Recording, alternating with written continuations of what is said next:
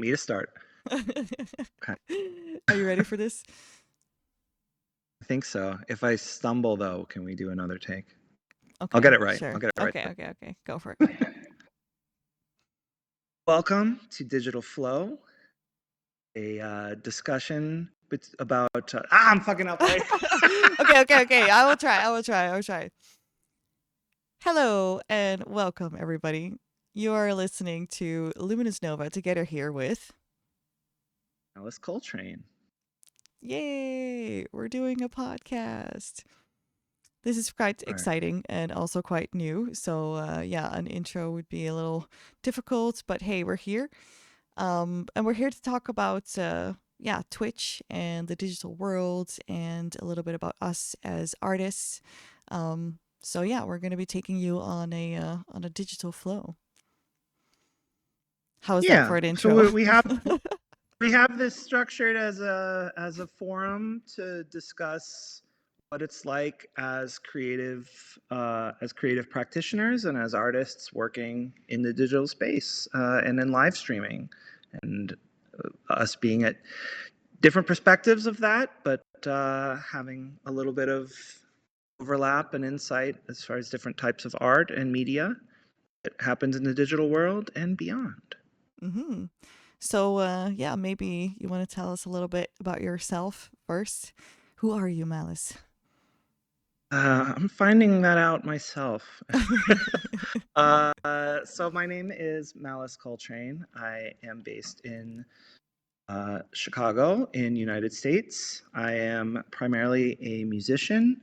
I'm a keyboardist and a writer as well. My work has primarily been that of a live piano player, keyboardist, singer, songwriter, producer in a range of genres ranging from jazz, blues, electronic music, noise, techno, hip hop, you name it. But primarily original music.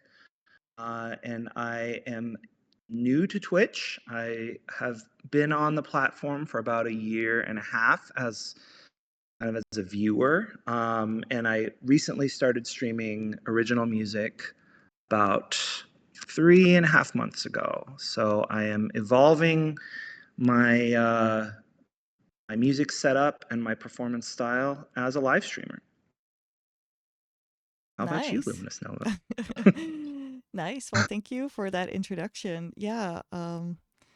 Hi, everybody. I am Luminous Nova. I am both a live streamer on Twitch and a performer as a flow artist, mostly. I've been streaming for 8 years, and it ranges in content as well. I am mainly a DJ and a flow artist, and besides that, I make digital art, and I have some gaming streams here and there, mostly in the winter. I like to call myself a bit of a multidisciplinary artist. I like to just like combine and divide and conquer, or sort of say. For me, the digital world has been a fun one to be in because it kind of like connects all these like different art forms to each other for me. And so that's why I kind of felt like going into a bit of a podcast discussion topic about what is Twitch, and what is it like to be in the digital world? Like, what is it like to be a content creator and putting your art like online? Quick question for you, Nova. Could you, Mm-hmm. for those who are not already initiated, and myself being fairly new to this as well, could you say a little bit about what flow arts are and how you define that practice? Yeah, sure. Yeah, flow arts is basically the umbrella term for the dancing or moving with an object. And it is something that I think it got this name because it kind of brings you like this movement with this object. It kind of brings you in a flow state. And this flow state is something that you can achieve by, repetition of a skill. So the flow state you can kind of like get with anything really. If you're singing, you can be like getting into this flow state, or when you're playing an instrument, you can get into this flow state. But then, yeah, flow arts is kind of the visual layer of this art form, I feel like, because it really brings you into the moment and into the now. And that's when you kind of start flowing. Um, so, yeah, So that is also, yeah. I was introduced to flow arts through you, at least in Twitch, but kind of revealed to me that I was already familiar with some aspects of it in some of my performance life. But my understanding, and let me know if you agree with this, that flow arts seems to encompass aspects of dance, of music, of circus performance, of acrobatics. It probably it varies by the artist, I would imagine. But um, I've since learned that there are flow artists that I have worked with in the theater community in Chicago. There are people who are involved in aspects of dance or puppetry or set design or costume design or burlesque.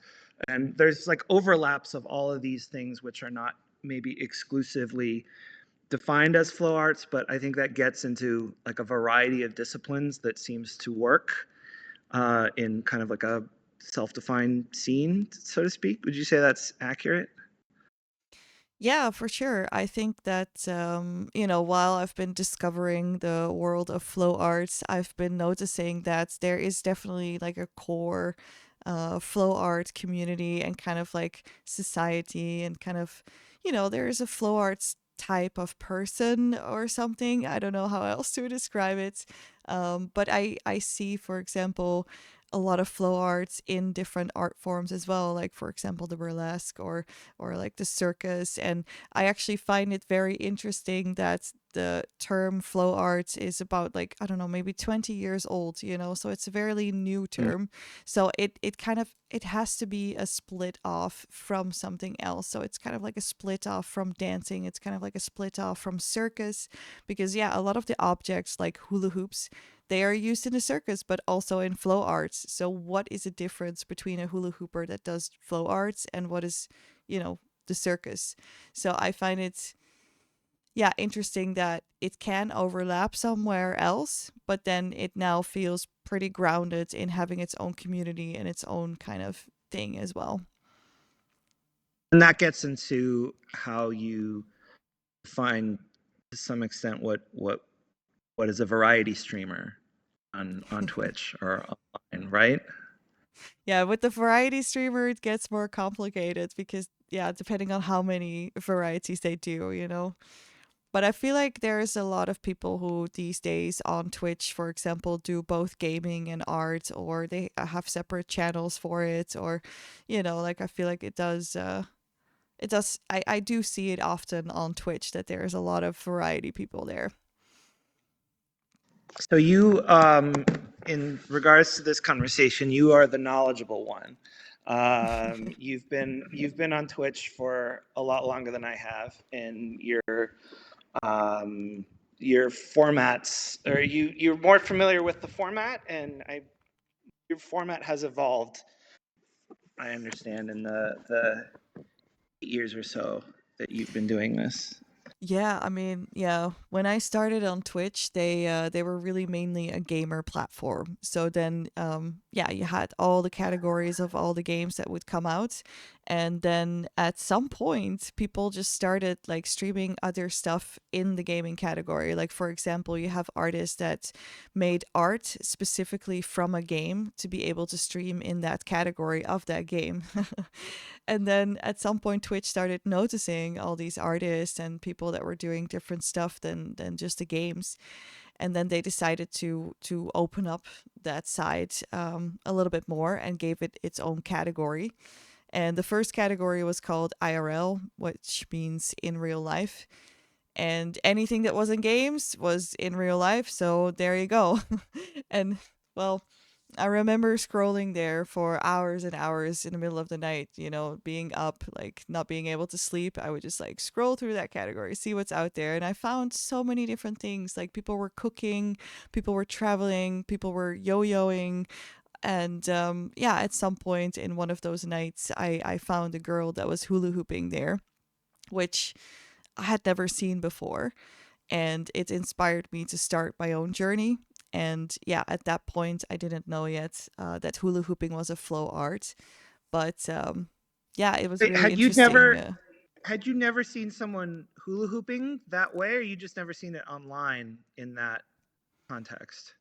I have been going back in my memory and I have seen one other hula hooper on a festival called Castle Fest here in the Netherlands. It's kind of like a medieval kind of setting, so everyone is dressed up in like an older kind of like fashion and all that. And there was some Celtic music playing. And then I did see someone with a hula hoop there, but that didn't inspire me. I think what inspired me from seeing this girl on Twitch was the fact that it made me aware that this would be something that I could stream. I didn't have to Mm. just be a game streamer. I could also stream my hula hoop practices. And this girl was really like, she was partnered, she was big. So I thought, wow, I would be able to play video games and dance and like maybe make it big on Twitch. Before there was an IRL category, were those types of performers on Twitch, like on the gaming platform, or did they Yeah, just not just, have their own category, or were they not yeah. online at all? Well, that is something that I don't know because I do feel like, I can't know the entire platform. I don't know who else has been out there. I just know it from the point where I got connected with other flow artists on Twitch because, yeah, at some point we started finding each other. And it was like this moment where we've all been streaming for years and we were all like, oh my God, other people are doing this. So let's form a community. And yeah, a team was founded. Was called Team Flowmies, and so we all just kind of like started connecting a bit more. And yeah, that was interesting. We also fought for the hashtag flow arts to be added on Twitch because there was no hashtag for it. So we couldn't find each other. So we were like, oh, if we want to be able to find each other, we should have accessibility for search. So then we made a petition and got signatures and got the hashtag. So this was long before Amazon and Bezos owned the platform. Is that right? I don't know if we should even get uh to, like, the Amazon ownership of Twitter, but it is a It's a thing. factor. I don't know, when did that happen exactly? I mean, it's for me. It's been 8 years on the platform, and exactly when I registered was when the IRL category was founded. So yeah, I think it existed for a few years before they split up. I'm not sure. Yeah. So for those who are unfamiliar, in this uh, not too long ago was me as well, but what is the partner status? What's important about the partner status versus the affiliate status? Ooh, What I've explained to people is that it's essentially monetization. So if you're a content creator on another platform, you're putting content out, people view it, the algorithm takes track of the data, maybe there's ad revenue involved, the platform makes money, the content creator does not. But then if you're getting a certain amount of views, if you're getting a certain amount of metrics that is high, then the platform is incentivized to let you monetize your content as a creator somehow. And every platform's a little bit different.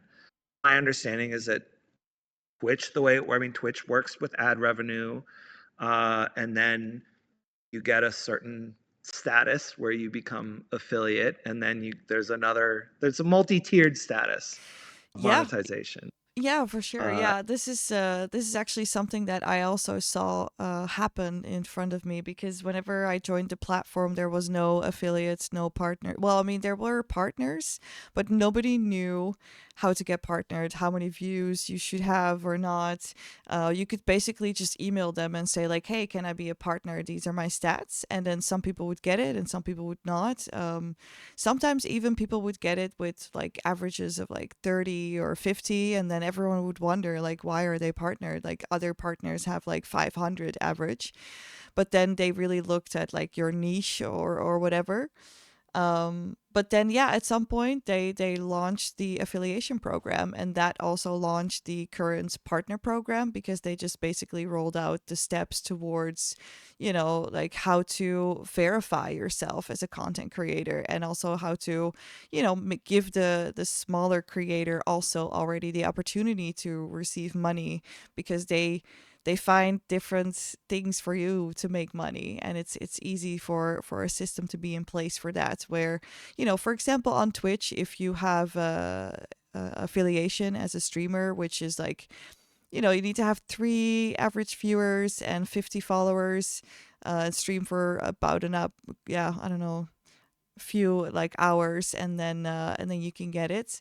But then, yeah, when you unlock it, for example, you have your emote slots where you can provide your community with emotes. And then if they subscribe to your stream and give the money, then they get those specialized emotes. And this is kind of like a mechanic that makes it very fun for people to, buy your subscription, because they can use something from you as well. And then, this is like a really, yeah, easygoing step into starting making money. yeah. So an affiliate or a partner can incentivize their viewers to subscribe to the channel, and then they get extra animated emotes that they can use in the chat, and they can have ad-free viewing and all these things. And then the streamer gets little cut. It's said that it's 50-50 between the Twitch platform and the streamer. I Yeah. don't know that that's even accurate. But Yeah, it's 50-50. I'm being a little bit more I'm feigning a little more ignorant than I am, but this is maybe valuable to know that I've had to explain to my parents what streaming is and how it works. Mm. So even terms like what is IRL, what is this, what are these animated little colorful things that people are doing, like I'm explaining this to like my late 70s like Yeah. year old I parents had this in the conversation back of as my head. well. It is wild. Like it's yeah. That's the audience we want, are people in their late 70s to early 80s who like might want to get into Twitch. Mm. But it is, I mean, I can't like, so I've been in the platform for, like I said, maybe a year and a half. I was exploring it before I started streaming myself. I've been streaming almost 4 months. And before I started, I wanted to learn the platform. I wanted to do some research. So I spent about a year poking around and following streamers and getting a sense of the lay of the land and how does this work. And what I was thinking in the back of my head as a musician, it was something that I was interested in potentially saying, oh, I'm going to live stream music on this platform maybe, but I wanted to learn about it. And I had come to this platform from YouTube specifically because I had really and I was also coming to this from a position of skepticism and resistance to social media. I personally have never had Facebook. I've never had Instagram. I never had Twitter. Oh wow. I always thought, like, in theory, it made sense as an artist, as a creator. But in practice, I thought a lot of these platforms were stupid or didn't suit me specifically. Like Yeah. I was around in the MySpace days when everyone had MySpace pages, and I was like, if we can get these ugly pop-ups and these ugly skins to go away, if I could just design things myself, but you can, that wasn't the point of the platform. The platform is you work on their system. And even since the MySpace days as a musician, seeing the idea of promoting your work by getting people to know your name and then go to your site and then learn about your gigs and maybe buy your albums or whatever, that was sort of the incentive, at least in my experience. And then I saw that shift to the point where the platforms, as they would change, became the home of the artist's content.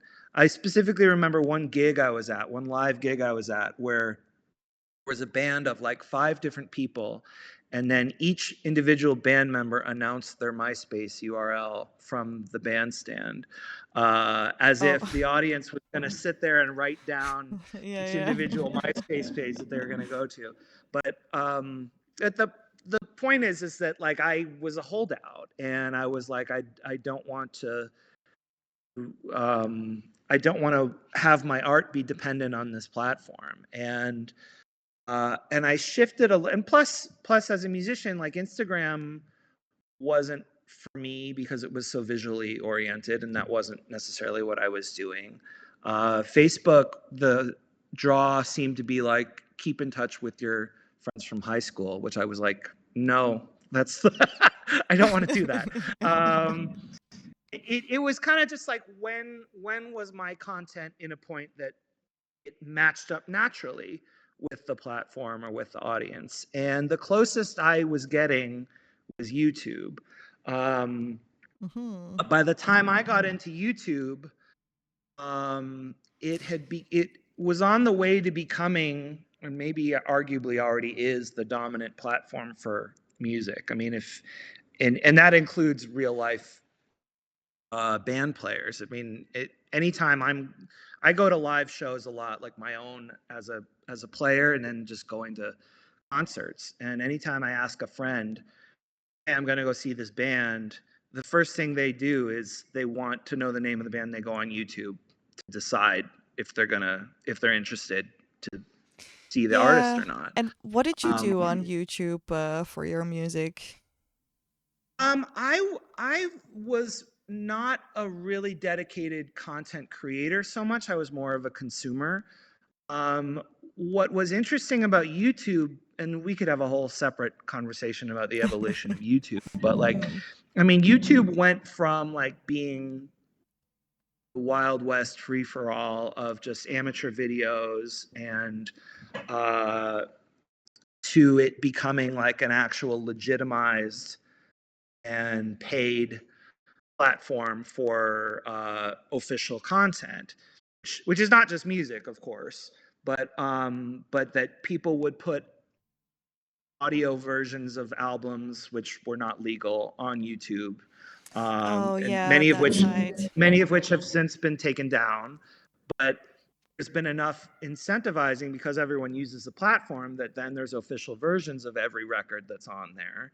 And then, of course, it's primarily a video platform, so there's a strong emphasis on visuals. And for me personally, I wasn't so much like, I didn't think what I was doing was ready because I didn't have real professional level visuals, and I wasn't even with audio recordings, I was like, I don't feel like sharing this. Like I was fine to promote work that I thought was worth sharing, but I never wanted to push it on people.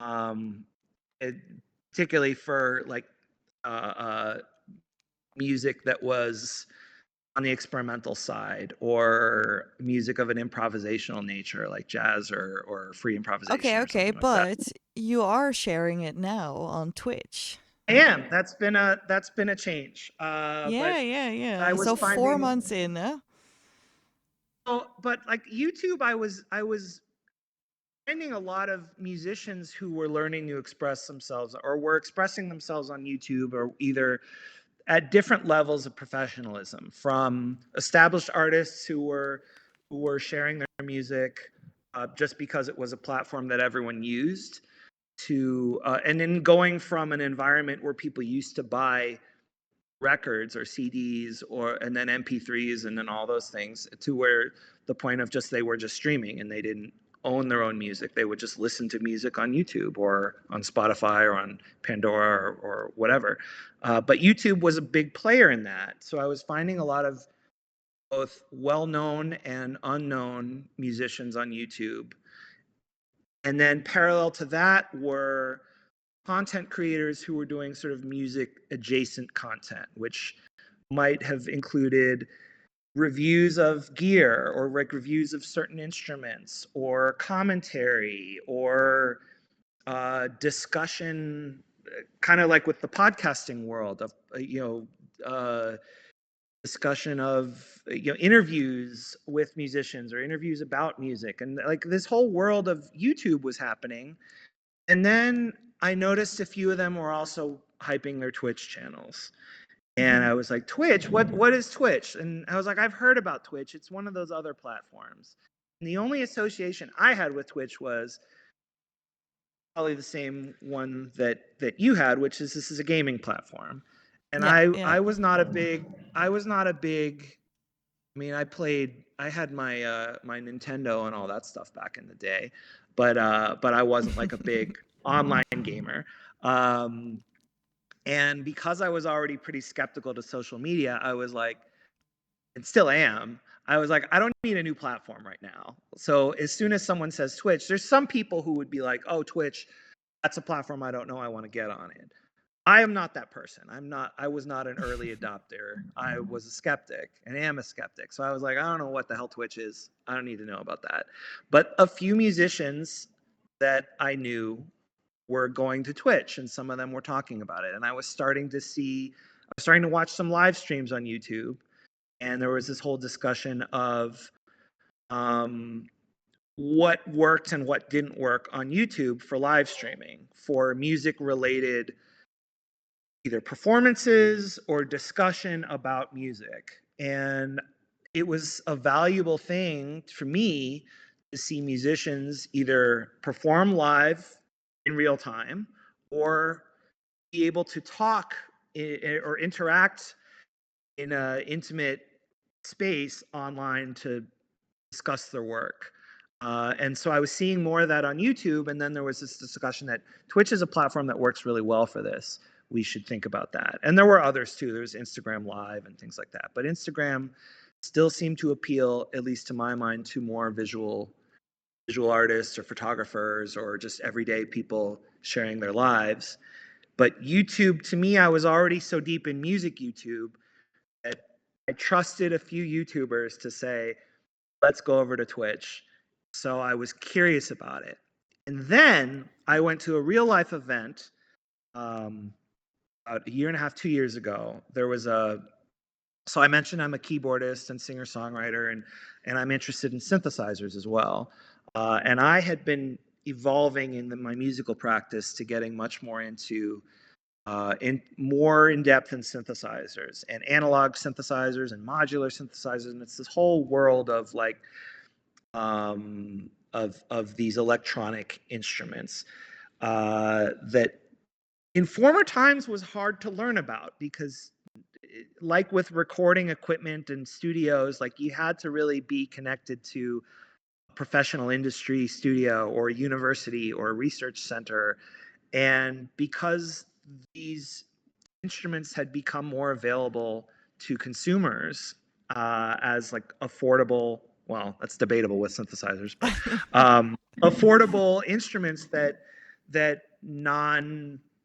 uh, non-established artists or everyday musicians could afford. What was still lacking was the know-how, was how does this stuff work? And like to play a analog synth, a modular synth, which those wall-sized uh, um, diodes and knobs and faders that don't have keyboards necessarily attached to them. I'd be like, who knows how to use this if you're not like a professional electronics person? And YouTube specifically was like a way to share information about that, where you could see gear demos and you could see tutorials about that, and you could learn from people who were into this really niche thing. Um, and I had gone to a synth convention in Chicago, a synth convention specifically geared towards modular synthesizers called KnobCon. It's held around. It's held in the fall, and it's a fairly small-ish convention. It works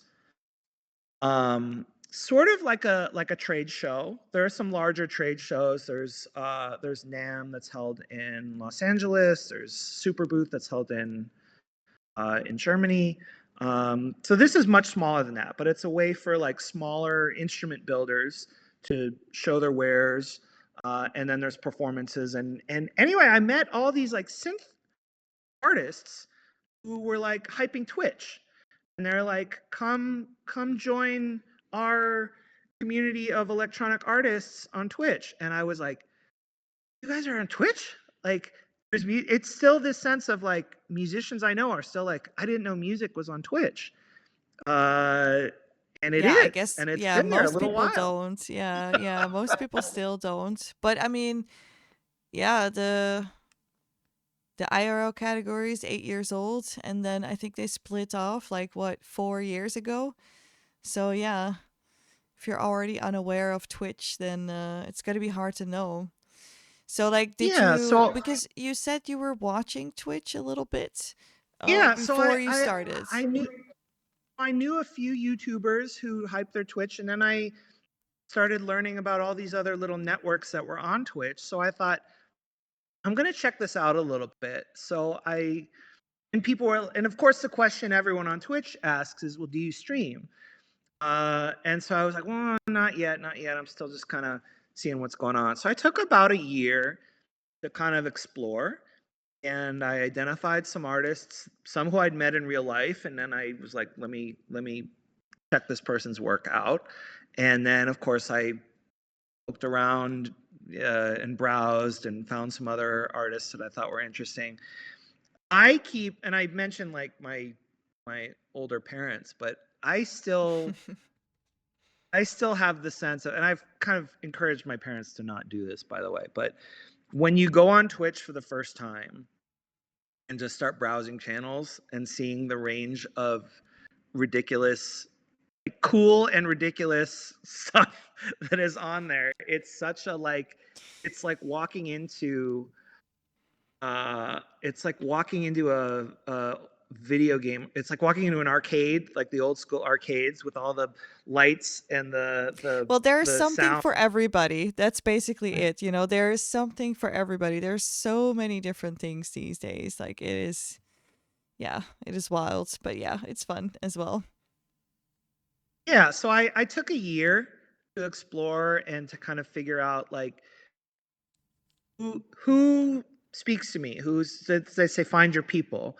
So I kind of got a sense of what people I vibed with and what people, I want to say what people I didn't vibe with, but just you know, I started forming a little bit of a niche, primarily in the music space, a lot, and with the mindset of, hey, if I as a performing musician, if I as a composer, performer, improviser wanted to make music, make content in this space, how would I do it? So I think of it as research, and then finally I took the step to say, all right, I'm gonna go live and hit record. So it's been almost 4 months since I started doing that. But yeah, it was good in retrospect that I took some time to learn the platform a little bit before I started, because I think the I think had I like just set up a camera and went live like my first day on Twitch, it would have been a lot well, I don't know. I mean, just for me, as everyone's approach is a little different, but I certainly talked to a lot of streamers who did it that way, who basically just figured out how Yeah, the I platform worked. actually did it that way. I just started So streaming and then figured out along the way what the platform was and yeah, it was an interesting journey that way, but it's also honestly, if I look back at it, if you can get to know the platform before, I think it's good because there's nowadays a lot happening on the platform, and there's also a lot of mechanics and like words like rating, and like not everyone knows these terms. When I talk to people about it, it's like, oh, what is a raid, and then I'm like, oh, you don't know that? Like, okay, that's like Twitch language. So I think that, finding the people that you connect with, it gives you a little bit of a head start if you take the time to do that before you start streaming.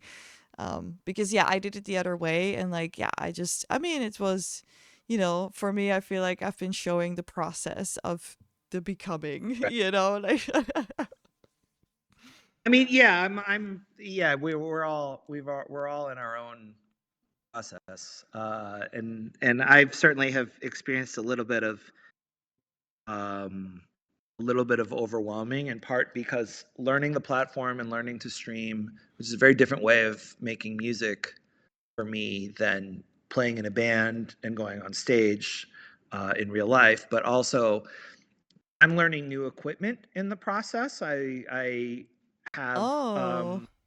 synths and instruments and a studio setup that is, it's, I mean, it's not totally new, but um, it's less familiar to me. So I am kind of learning to play and compose and perform on camera. It all kind of happened in sync as I was getting more into these instruments as a means of expanding what I do as a composer performer. I found that the streaming would be a useful way to move that creativity forward. And there were So certain things that basically, what you're saying is that you use your streams like for the practice, like for the exploring, or do you also feel like you're performing on stream? both. Both. Yeah. Um, Okay. yeah, I think that was something that I thought was really intriguing to me about the platform as a musician, is that it was like it was a sort of in between space between practicing in your room by yourself in a Mm. safe space and going on stage in front of an audience. And I think every performer could maybe take a different aspect of that balance. But for me, I thought there was an in between space that I thought would be both um, creatively productive as a learning tool for myself and as a way to advance the type of music I was writing, or the type of thing, or the type of sounds that I would like to evolve into. And I'm still finding out what that is. I mean, I'm sure in a year or 2 years from now, I would like to think that the music that I'm doing is maybe not completely unrecognizable, but I imagine it will be in a different place then than it is now, Mm-hmm. because I'm using this platform as a way to help it evolve. But for instance, there is I mean, you are performing, you're on camera, there's people who can watch you, uh, but you can also, you don't have to be, you can talk to them or have them talk to you in the middle of a piece, which in like a live concert would be less appropriate.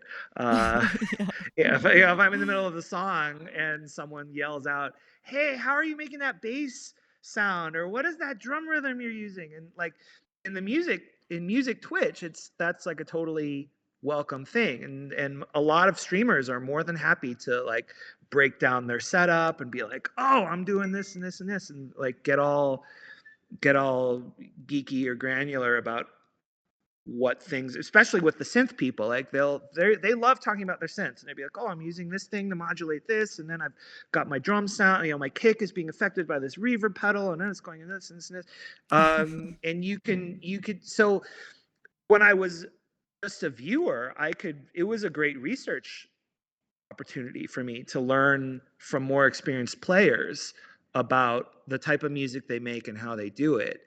And in turn, as a performer, I can talk to, I guess I can talk to an audience. I can also talk to peers. I can talk to other musicians, and we can kind of break things down, which is very unique thing and what you would be able to do if I was playing with a band in a bar or a club, or if I'm practicing in complete privacy by myself. Yeah, Um, yeah, it's like the in between, you know, like it's like you're balancing performing and practicing in one, which, you know, I don't know, it's also maybe a little bit of practice for performing as well in a sense. You know, you put more pressure on yourself like this because people are watching. So, yeah, right. it can also be a great like motivator, I think.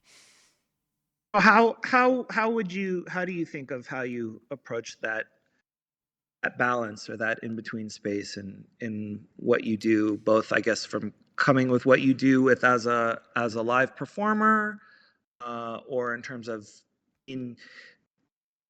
I did want to ask also, is the hula hooper who you saw initially, do they still stream? Are you still in contact with them? Right now I don't know. The username is Larrybug. We've also been in contact, but then yeah, I don't know. Like for the last few years, I've also taken a bit of a step away from the Twitch land, so I've kind of got disconnected in a few places. So I would have to look her up and see if she's still going. But yeah. Yeah, but yeah. So how is that balance work with how Yeah, you do so as a flow arts performer?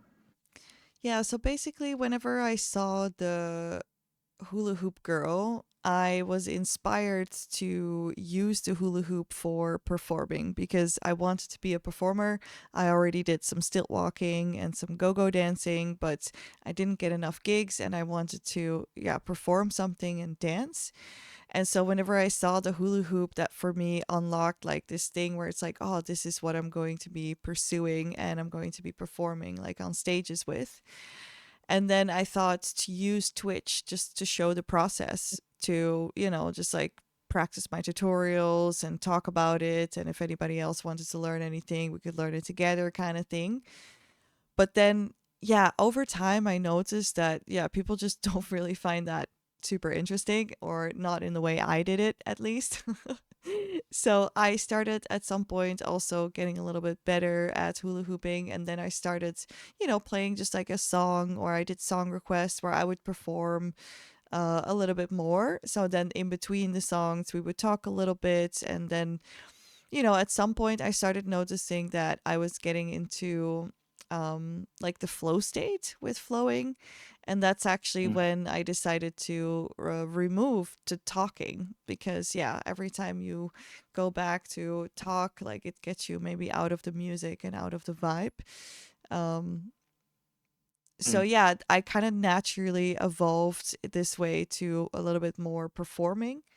But then I also, you know, when I'm in my living room, I also do push myself to constantly have this reminder of like, you need to also practice like for my acts. Like if I do certain props for certain acts on performances, then I train myself during the stream. So I really don't mind messing up. I hit myself. I try to try out new Mhm. moves. I really just like make mistakes, you know, because that's I do need to practice. And in that sense it's not a performance. So, you know, I feel like I have a high performance like kind of like thing because of all the flashing lights, and there's a lot that goes well, but then um I try to balance it out with that experimental kind of vibe to, you know, not always be on such high alerts, and also, you know, get the time to practice because it's also quite efficient, you know.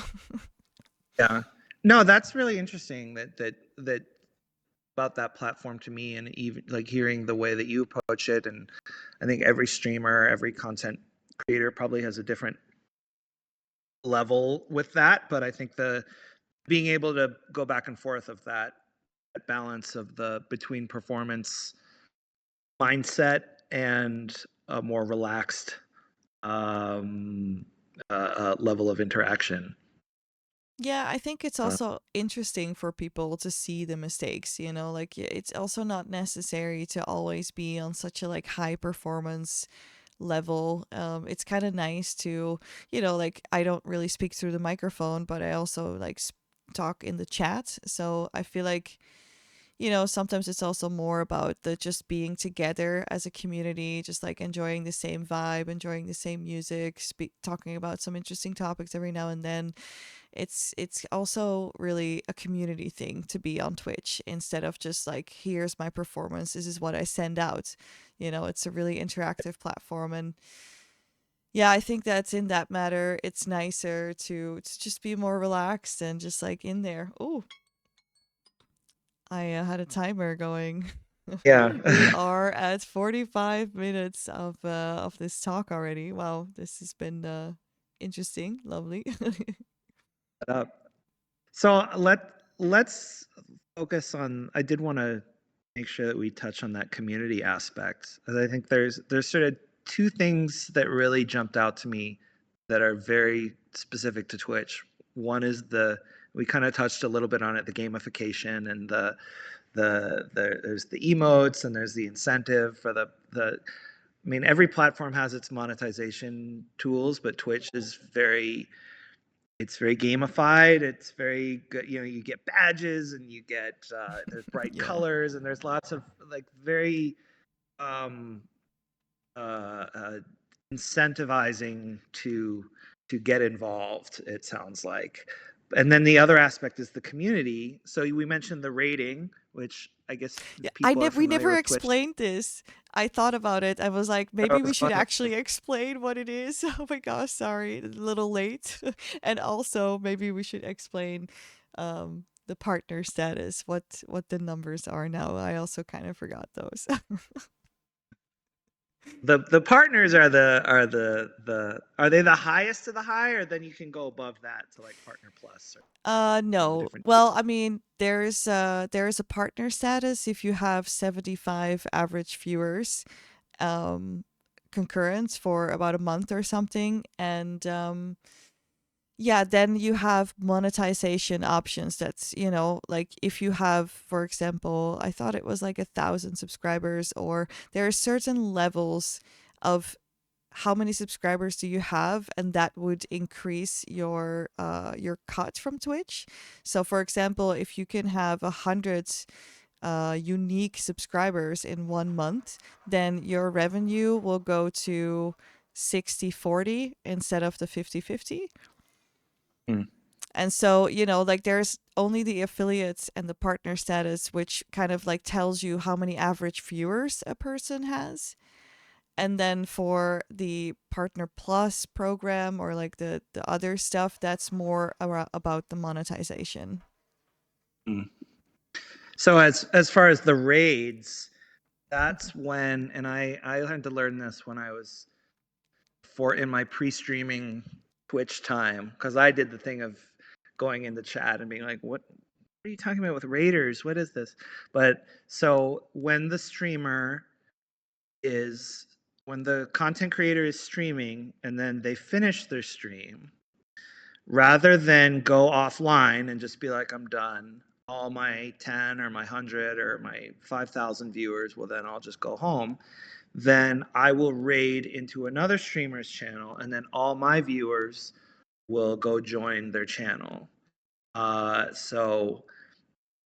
And my viewers may just be there for my stream, and they may be like, I don't know who this person is, I'm leaving. But they may stay, and they may say, oh, this person's cool. I didn't know who they are, and I was watching this one person, and now I'm in another stream. So that's a really cool feature to me.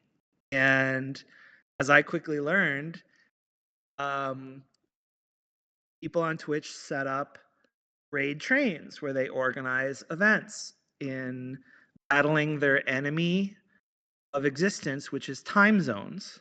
Uh, but they'll So set yeah. up, what part of the world I'm in. I'll go on at so and so time, and then you'll go on at so and so time, and then you'll go on at so and so time, and then we'll all, and it sets up basically a virtual festival is the way I think of Yeah, it. I it's mean, like a little train, like you start in one stream and you go to that like specific link, and then when the streamer ends, it brings you to the next one. and then you continue staying there for however long it is, and then you go back on the raid train, and then you go to the next streamer. And yeah, I don't know, like, I really enjoy these kind of raid trains. It's like stream hopping. You keep going to Yeah. meet different people, you keep going to meet different people in chat, but also streamers, and it gives you yeah, a wider variety of yeah, of the content creators out there. Yeah, it's a natural way to me to learn about other streamers, and then also to kind of share the wealth a little bit. I mean, we mentioned community. Rather than have every person be for themselves and be like, I'm going to stream and you tune in for my time, then it's like, oh, the previous person is going to raid into my channel, and then when I'm done, I'm going to raid into the next person's channel, and all of that group and supports one another, so that it gives different people an opportunity to learn about new content, and then become friends with a friend of you, and it incentivizes the platform to keep them online and consume more content. So Yep, yep. it's rather brilliant, I feel like. But also, coming from my background as a musician, it's like a music festival where you go to see one band, and then it turns out the opening band you didn't know, and then you become a fan of that band, or the band that follows the band that you were there to see. And also, there's a sort of celebratory nature of, like, to the raid train specifically, of like, yeah, let's get 6 artists together, or 12 artists together, or 30 artists together, and set up this festival. Which, I mean, in my case, I work with, I'm on music streams with an international community of electronic artists, so I get to see people from all over the world. Like, people, from Australia, New Zealand, to Central Europe, to the East Coast and West Coast of the U.S., South America, Canada, people from all over, and I can be in my living room and see Yeah, all these yeah. people in the course of an evening, which is really cool. And I wouldn't know about them otherwise, which I think, so that's that sort of community building aspect, which I really appreciate, uh, which I don't think the other platforms work quite as well with. It's sort of like, come to my content or go offline. Yeah, exactly. So it, Yeah, for sure. Yeah, I mean, it's kind of like mouth to mouth commercial as well. When you raid another person, it's someone that you personally know. And then sometimes you can also ask your chat, like, hey, who should we raid? And then usually, like, the friend of a friend will be good, because you've connected over certain, like, topics or interests already. So you know each other. And then from that, finding more people, it's going to be a quicker match. So yeah, I'm happy there's that there's a rating whole etiquette incentivizes of, like, that. shouting out the person who raids into your channel so that they can Yeah, yeah. follow the other people. But, and like you were talking about, getting involved with the whole, like, flow arts community, and I've gotten involved with the whole, like, electronic music community, which, in that group, there's little subsections of people who really focus on, like, ambient music, or on noise music, or on, techno or dance music. And there's some overlap, and people find their individual preferences, but there is that sort of shared support that people have. And we didn't even really get too much into DJs, but, like, there's a whole, like, DJ community as well on Twitch, Yeah, maybe which, we can do that for a next episode. If yeah, if this was a success, I would be more than enjoying another topic conversation about, yeah, the rest of Twitch changes, because yeah, the DJ category is quite new, and then also the DJ program too. So I feel like we could dive in there a little bit for another hour. sure. I mean, the other thing, and I'll just sort of mention real quickly, I feel like a big factor which helped Twitch blow up and has really just made the attitude, including mine, towards digital performance less skeptical, is the specter of COVID. That there was a period of time where people couldn't go out all around the world, and then performers from which included live musicians to DJs to dancers. I mean, everyone was in their living rooms online and Yeah. broadcast. And I think that's much more the norm now, to consume content that way or to create content that way. Um, and Twitch seems to be, I don't know necessarily financially, but like they definitely seem to be have benefited in terms of the range of content and the amount of people who are on that platform, right? Yeah. Yeah, for sure. Yeah, I think yeah, what I said earlier, with the whole affiliation program and the partner status, making it very clear for people how to monetize it. I feel like they attracted just like very quickly so many people in different areas of art. Yeah. Well, and like as a musician, when I always felt this big pressure, which I alluded to earlier, of like trying to get people to, like, of promoting work or of trying to get people to come to a show or to buy an album or whatever. And it's sort of the accepted norm that as a musician, being a content creator, being an influencer is a separate thing, and we should probably bookmark that for next time. But for the most part, as a musician, it's sort of accepted that you're probably not going to make a lot of money by making music, or at least not by album sales or even streaming revenue. But musicians, and I think all artists, writers, painters, uh, everyone is still going to make art. They're still going to make content. And I have found that I'm trying to get people to come to a show or buy a record. It can be a tall ask sometimes, but to get people to be like, you don't even have to leave your house, but you could watch me perform. Like I'll be streaming at so and so time, and if you want to tune in, you don't even have to tune in for the whole thing. It's going to be an hour-long show, and if it was a real life show, I would really want you to be there at the beginning and leave at the end. But like, if you tune in for 2 minutes and that's all you want to do, totally fine. Whatever you're willing to, and it's a lot less of a burden to ask people to do. Well, yeah, yeah, fair point. That's actually a really good explanation. And yeah, I don't know, like I for myself, I feel like streaming is kind of like busking, especially on Twitch. You have like the categories. So, instead of being at the Dam Square in Amsterdam where, random people pass by, you're just like on your channel in a category of music or DJ or art, and then people will just like scroll the category and they will just like pop in to see who you are. And yeah, I find it very interesting how that's kind of, yeah, it's kind of like the same as busking. Yeah, but you don't have to be out in the cold or be in the You could just do rain. it from home. You don't have to travel for it. You don't have to compete with other artists. I mean, like, no, it's really up to the people to decide for themselves if they want to watch you. They can just go in and watch you for as long as they want. But if they don't like you, it's also very easy for them to click away. And then they also don't bother you with, a sad face of your stuff.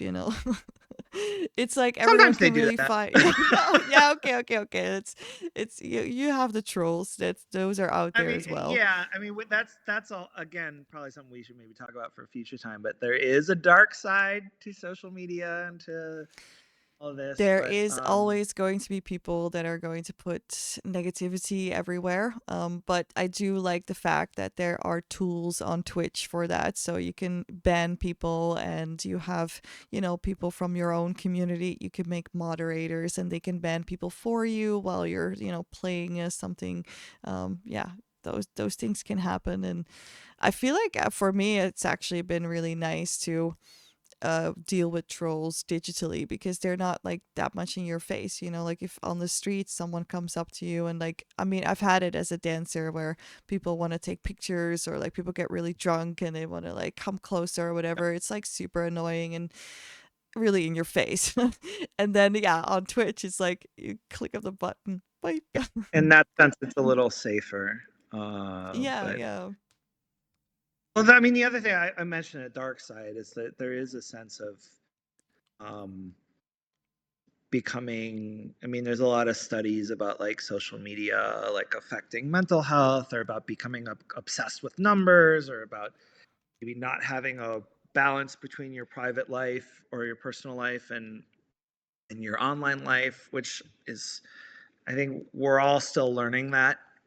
We're all still learning the ropes. I'm learning it very recently, having only been streaming for a couple months. But I mean, I have some people in my real life who follow me, and then I have sometimes just like, so it's not always clear to the streamer who actually is viewing you. You know, there's the lurkers, which the community is generally like, we don't want to pressure people to talk if you don't feel like talking, but like, you know, if you're putting yourself out there, you don't necessarily, you have to be careful with your privacy and with your personal information, and with your own degree of sanity.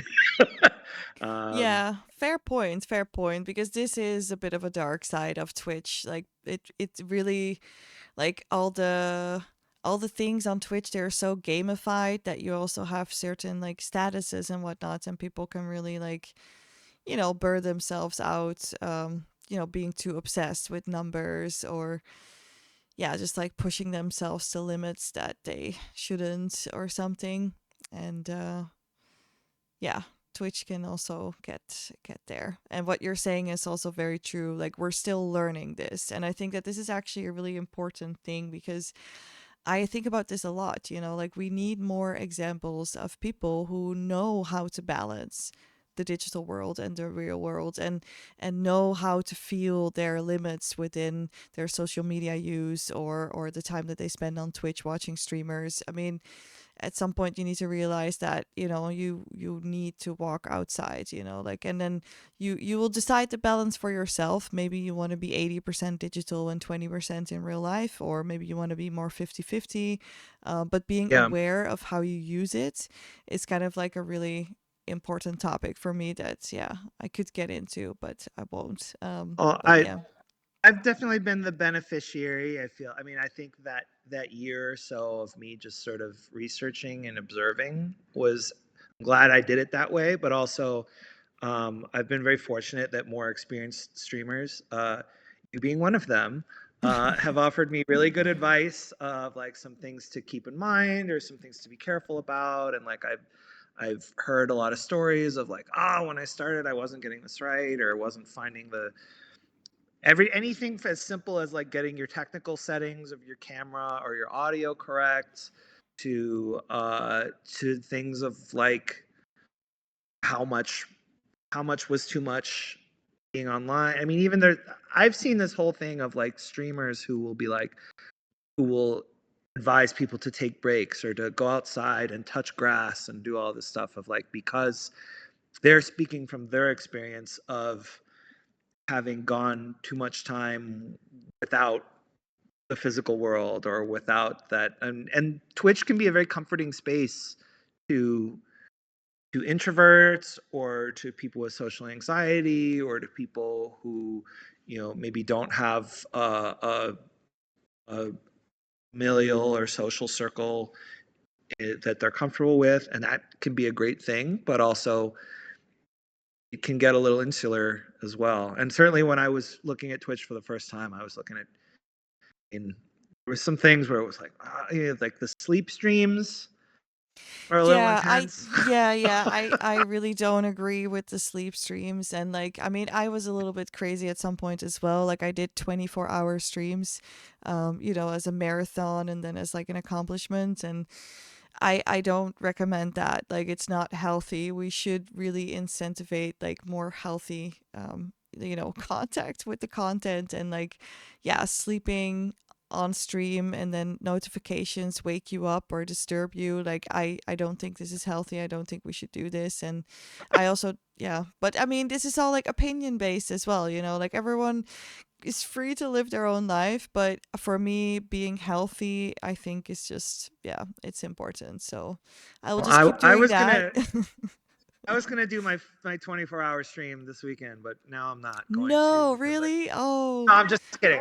Oh my gosh, no. Yeah, well, I mean, the thing is that like not everyone can really enjoy the content as well, you know? Like at the hours that you're supposed to be sleeping, most people will be sleeping, you know? And then at the end you end up as a zombie and you have to recover for a few days, you know? Like it's not really worth it. Like nowadays I would rather do like 2 days of 12-hour streams. It would be more fun for the entire community than doing it all in one go without sleep.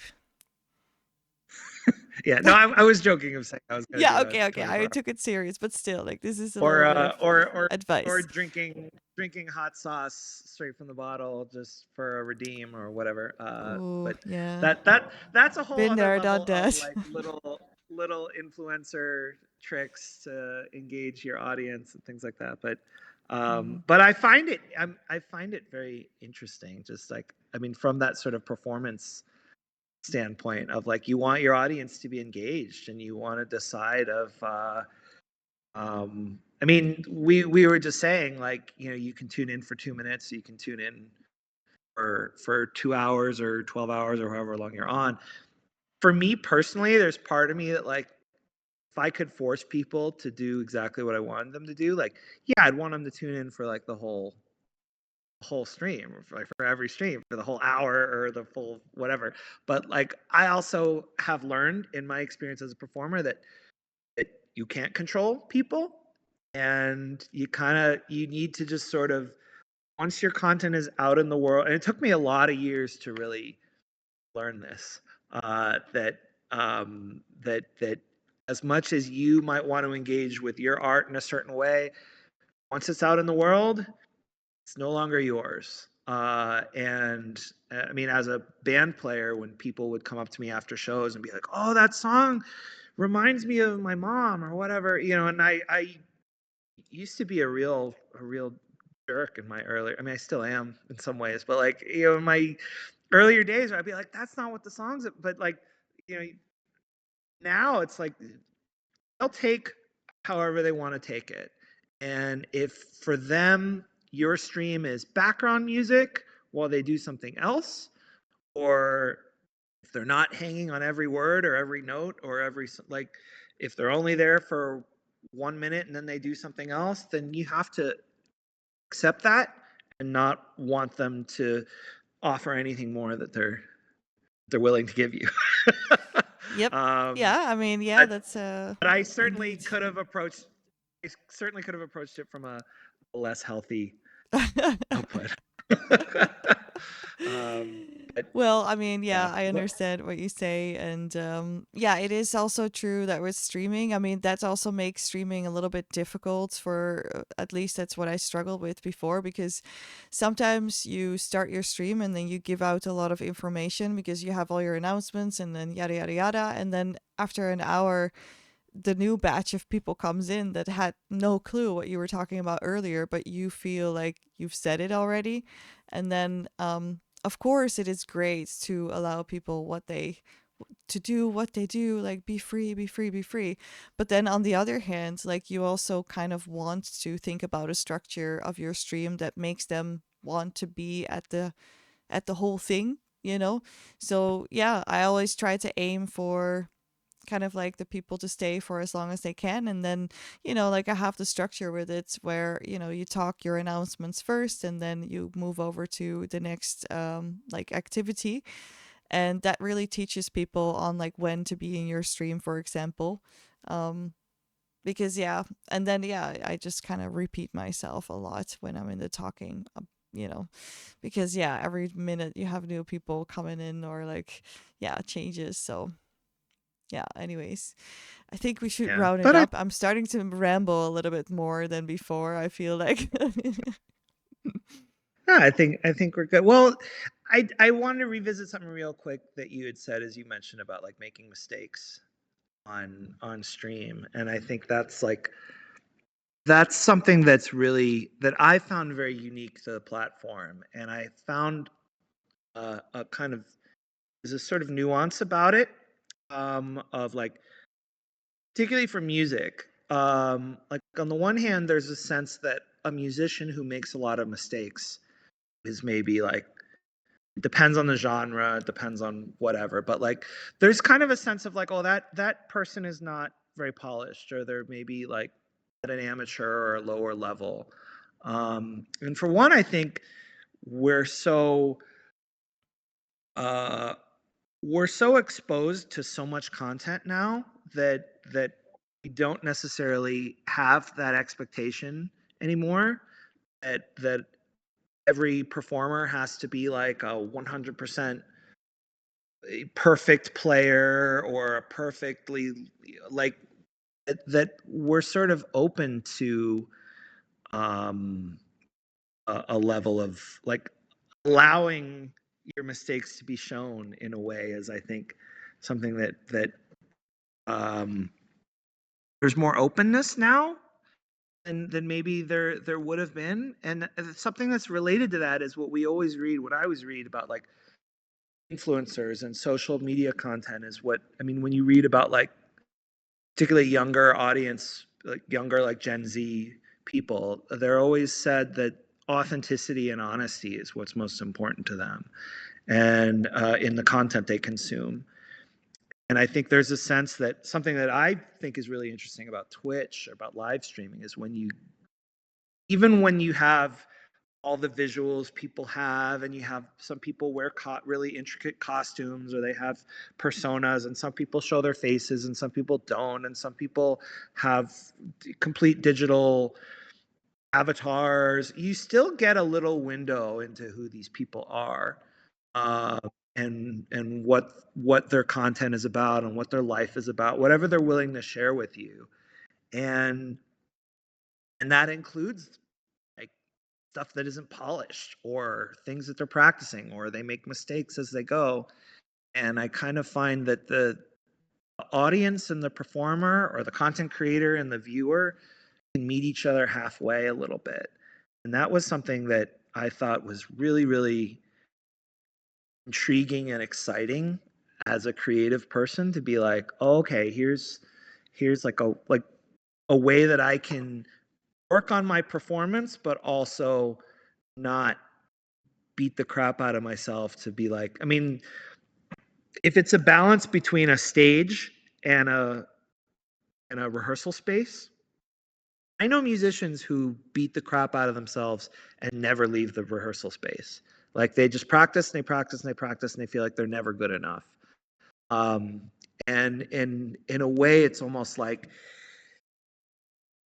letting your viewers see your process, and show your ability to make mistakes in whatever it is you're doing, particularly as an artist, as a performer, is a almost more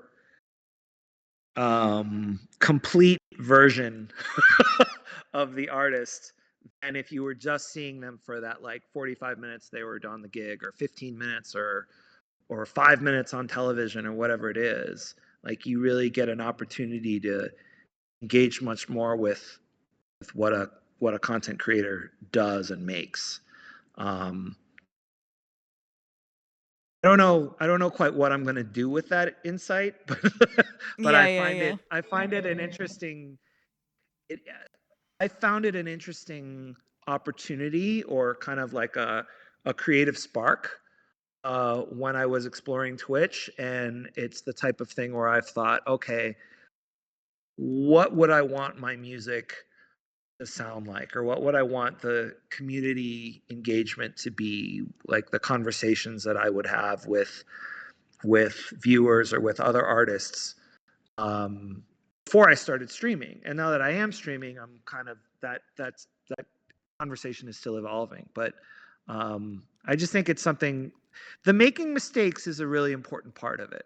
And I like, and you mentioned that, and that sort of made me want to be like, yeah, that kind of was it. And Yeah. making mistakes, not because you're bad, not because you're just like bad at what you do, but because you're just willing to share a level of openness and honesty.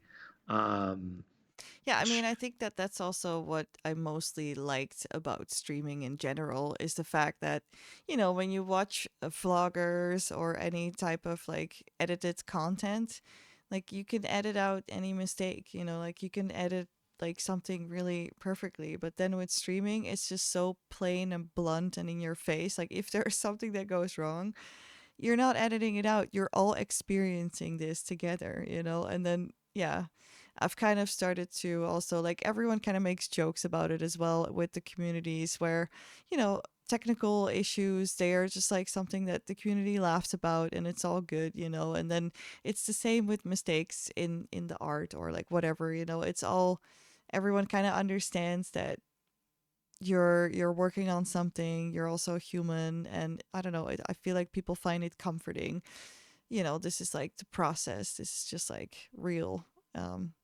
Yeah. Yeah, and then when something goes, when like something goes right, when something like Yeah, that yeah, magic then they know the happens, difference. and then they were there for it. They were like, I saw, Yeah, and yeah. when they nailed that routine, or they hit that thing. I mean, I've been in streams where like something. I mean, what a lot of the so what I do in my streams, and my plan is to end up doing more composed pieces in time, but for the most part, I'm doing pretty much all improvisational music, and there's some incentive for original and improvised music as a music streamer because it's yours and you don't get copyright strikes for it. You're free to make original and improvised work, but that does sort of lean towards a level of experimentation and a level of, hey, be here for the process. The community who's willing to tune in for it, and some moments are better than others. Yeah, And for yeah. the good moments, you all get to experience. I mean, we talked about when things don't go well, but when things do go well, you all get to experience it together and be like, hey, that was a pretty good one. Yeah, And there's something exactly. really special about it. And I did want to, so if we're gonna wrap up, I want to, we should like talk about our streams and hype them a little bit, but I want to hype you, because I first found out about you in a DJ's chat.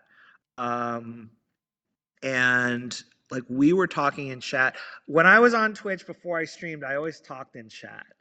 I was a very active chatter. And the reason for that, not just because I talk a lot, but because I wanted to let the streamer know who couldn't see me watching. To me, it was important to let them know that I was watching and I was engaged, like I was paying attention, because that's sort of the way if I'm talking to people or if I'm forming and I feel like nobody's listening, I'll get maybe a little frustrated. But so I would want to let people know in chat. I was like, hey, I really like that thing, or that was really cool, that thing you did. But anyway, we were in a DJ stream and we were both like kind of vibing with the music and vocalizing that we liked it.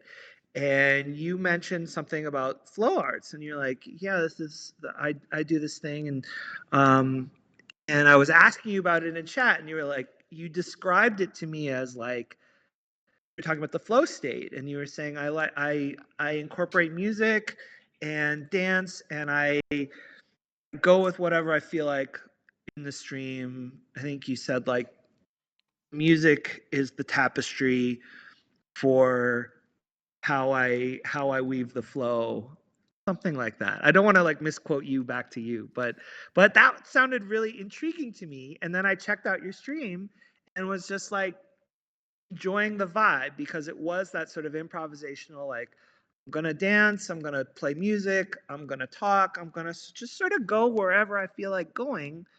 And it was this sort of open space to just sort of explore all that, and I found it very welcoming and very visually appealing and very sonically appealing.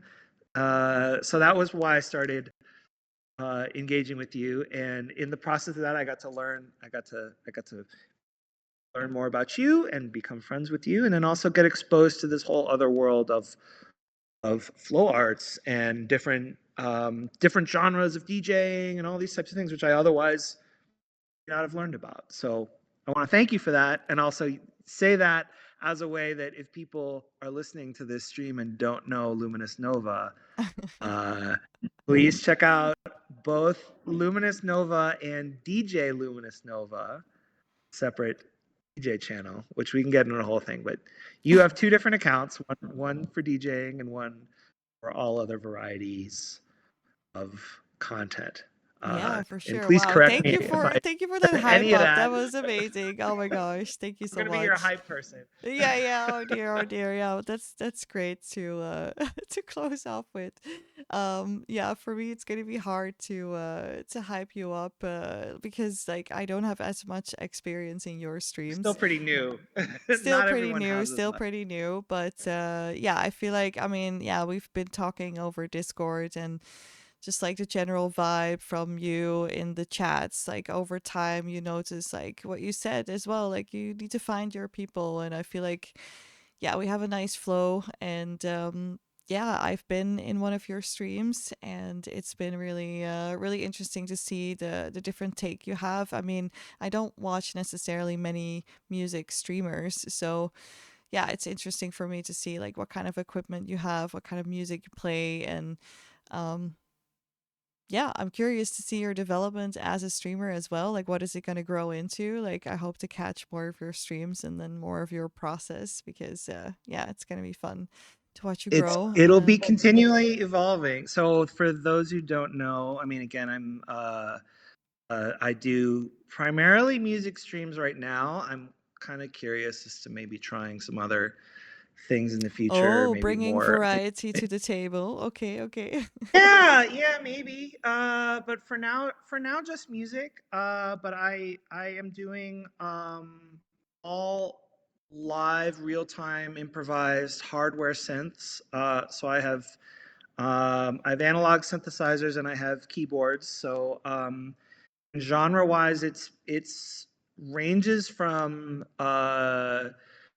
sometimes more dance pulse oriented music, sometimes more abstract, uh, sometimes more noise. I mean, I've done everything from like dark ambient noise to like hard driving techno Yeah, but this is to why it's also hard to describe your stream because, like, I feel like every time you come in there will be something else, you know? So, yeah, well that's kind of part of the point.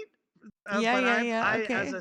as a streamer, like, and as a player, I'm trying to get comfortable with that equipment to be able to go in a variety of directions as I feel like on the fly. To be if Go I'm with the so I'll flow so of the yeah, well vibe.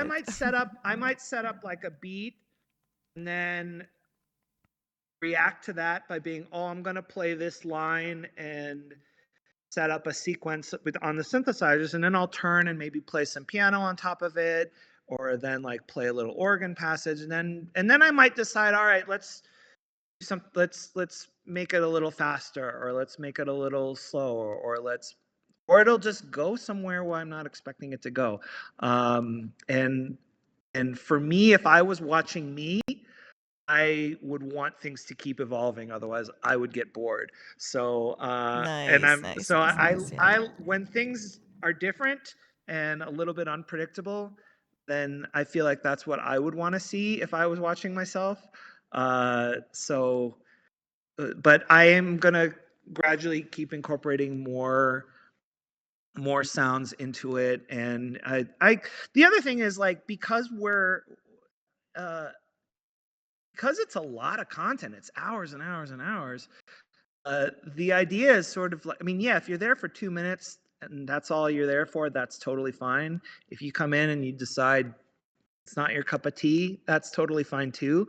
But if you want to stay for the hour or the 2 hours and then you want to come see me the following week, I want there to be more and different stuff. So I basically want to keep viewers guessing to some degree. Nice, nice, Uh, nice. Yay. Well, but yeah, yeah, that sounds cool. we're early in the game. But hopefully it will be engaging and exciting and not boring.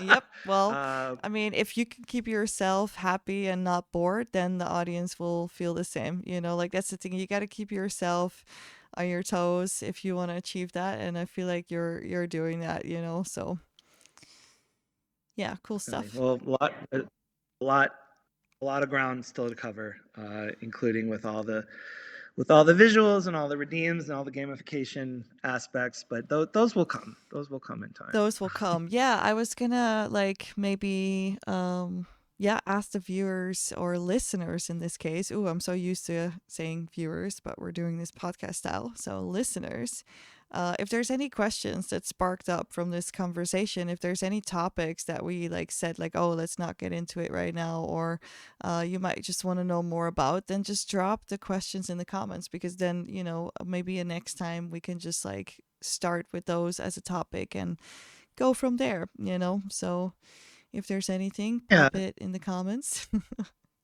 And that could be anything along the lines of thoughts and opinions on the platform or things that have changed over time. Um, could be things of like more specifically of what we do artistically and how that's evolved over time, in like time on camera versus not. We had a whole thing of this. I mean, we kind of alluded to it, but the idea of like the boundaries between real life and streaming performances and how similar that is and how different that is. I imagine any creative person would probably have a thought or a question or an opinion on that. So we certainly welcome the Yeah. dialogue. Yeah, for sure. Yeah, and otherwise we just bring it ourselves. Muhaha. Yeah, we have plenty to talk about. I think Yeah, I think yeah, that's yeah. been clear. Yeah, for sure. Yeah, it's been fun. So, yeah, I'm gonna stop the recording real soon. Thank you, Malice. This was great. And is there any last words? Like and subscribe and follow twitch.tv/Luminous Nova, Underscore? twitch.tv. There's wait, did I miss the underscore? Yeah, yeah, yeah. There Uh, is an underscore, Luminous Nova underscore, or DJ oh Luminous Nova.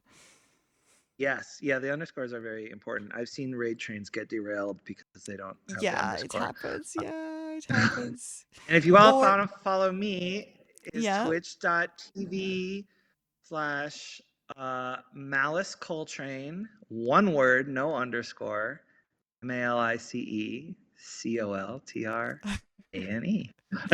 nice. We can also do this in the description. You know, like click the link. Yeah, but some No, people don't it's read yeah. the description.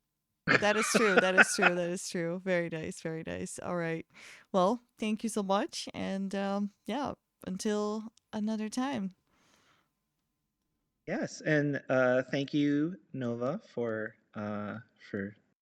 inviting me to speak on these issues with you on this, and thank you to anyone and everyone listening and or viewing. You could be staring at your screen viewing if you want. Yeah, Uh, yeah, true that, true that. All right, well, thanks everybody, and yeah, take care. Much love and light to all of you. next